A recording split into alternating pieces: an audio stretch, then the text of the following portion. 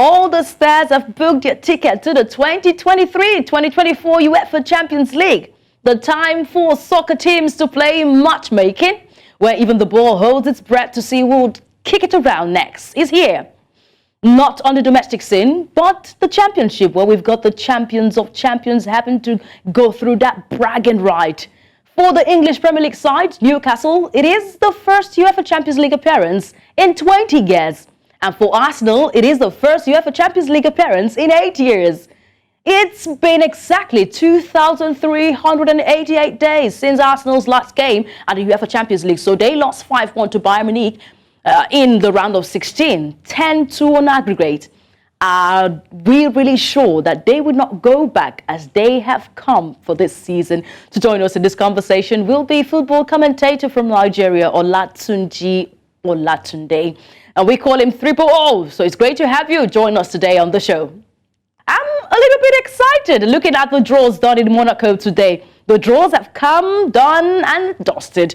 No Chelsea, no Liverpool in this party. Sure, this party, as they say, no go sweet.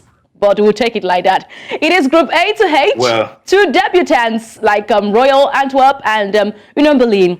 Making the second appearance would be Newcastle United. Where lies your group of death, Olatunji?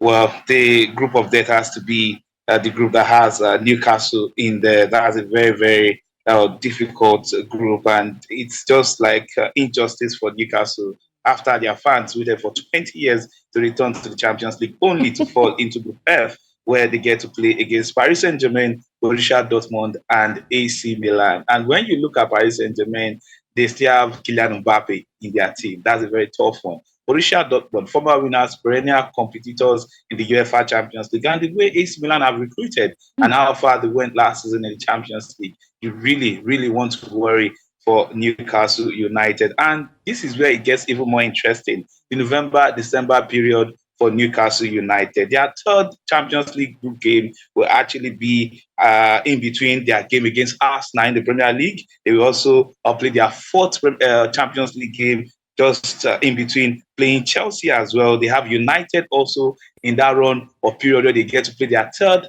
fourth, and fifth Champions League game. In fact, their final Champions League group game, because this group will go down the wire, will be after a game against Tottenham Hotspur. So it's really, really a difficult one for Newcastle United. For Paris Saint-Germain, easy peasy. They should get through. Last Champions League, they finished second behind Benfica. But this season, you expect them, no matter how difficult it will be, you expect Paris Saint-Germain to push through in this group. They are the strongest, actually, right there. Then for Manchester United, they couldn't get Harry Kane, but now they will get to take Harry Kane as a visitor to the Old Trafford when Bayern Munich gets to play against Manchester United in the Champions League. They also have Copenhagen and Galatasaray. Now, Galatasaray is the team we don't know what to expect from, because if you look at the attacking line, it is very, very interesting. They've got Wilfred Zaha, a player that has played the Premier League, knows Manchester United very well. In and now, they've got Akim Ziyech as well, not leaving out Mauro Icardi. Those are the front three for Galatasaray. And you look at United defense. Olatunji, it's time for us to drag Arsenal in this conversation. The Gunners have appeared in the European Cup Championship League many times, and they've played over 200 games in the competition, but they are yet to lift the trophy. Sorry to all Arsenal fans, I would say that. But Arsenal, looking at their record there, we could see that they're returning after 8 years. After 8 years, we're seeing Arsenal return back to the competition, and this is what we would say Mikel Arteta would be grateful for or even happy for. But as we speak right now, their best performance in the competition is, of course, their one and only final appearance in 2005-2006 season.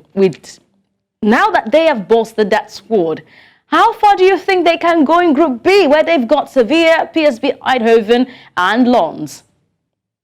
Well, that's another very tricky group for Arsenal as well, because if you look at that group, they've got Sevilla to play. They've got PSV, they've got RC Lens. For Sevilla, they are not new to playing English oppositions. Manchester United fans can testify. Liverpool also had a bit of them. But I think Arsenal will progress beyond the group stage. Then what now happens beyond the group stage? The fear factor of that it happened about 7 seasons ago, actually. And that's when that one happened. But you expect this young crop of players from Arsenal to give it their all. For Arsenal fans, they have to manage their expectations in the Champions League this season. The fact that they are back to the Champions League after 7 seasons in the wilderness is enough compensation for them. So 7 seasons in the wilderness, indeed. When I say get out, I mean progress to the round of 16, then hope for a very good draw. You know how UEFA can be so wicked. You can say Arsenal Real Madrid in the round of 16. So I don't see all the way to the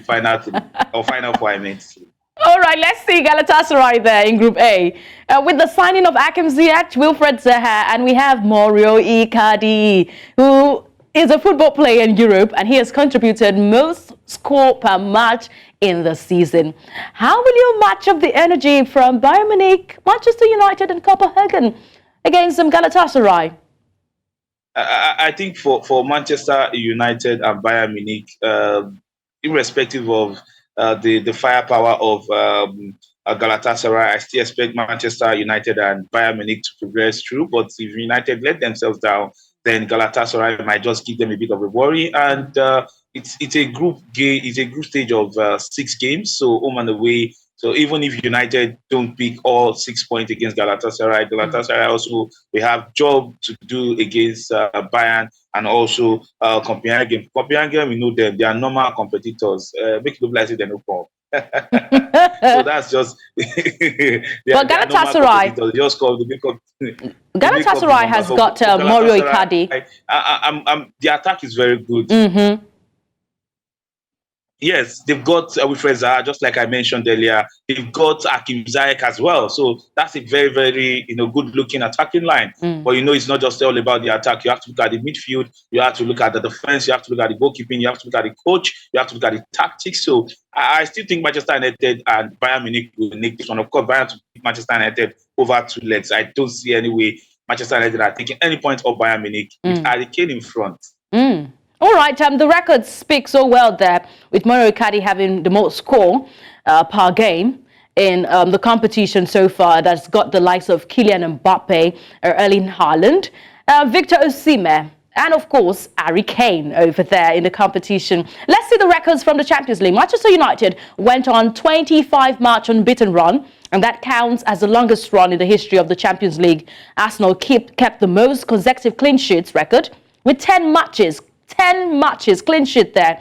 AC Milan and Real Madrid are the 2 teams to successfully defend the trophy. Manchester United, Ronaldo is the all-time top scorer of the competition thus far. And we've got Real Madrid. They are the best ever team, winning the trophy record 12 times. Now, Olatunji, this season draws was done about interesting themes where they will not. Teams from the same country cannot meet up in the Champions League until the quarterfinals. So there will be no Premier League ties this season. Likelihood. Is UEFA on the right track with this decision? Because we saw the last one where we had Man City and the likes of Chelsea making the finals over there. And we've said we do not want any two Premier League teams making it to the finals. The only time 2 Premier League teams will meet up maybe would be the quarterfinal. Do you think UEFA is on the right track with this decision? Well, I'm not sure where this decision came from, because if you look at it, if your football is good, if you are good, just beat everyone in front of you. If your football is good in your league, then if you have 2 teams in the final of the UEFA Champions League, it only makes it so good. We've seen 2 English teams in the final of the UEFA Champions League about 3 times now. We saw Manchester United against Chelsea in 2008.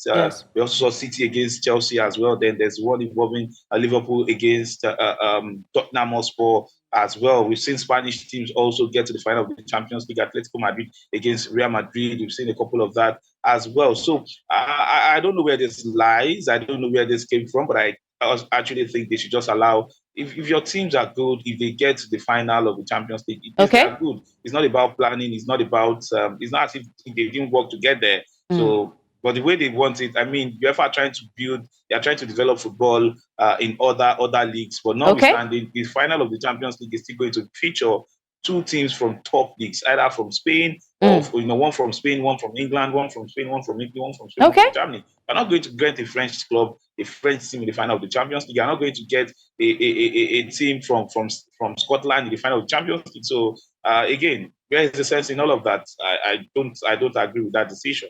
Okay, but it's already made. Quarterfinals, we'll see if we would have two Premier League teams.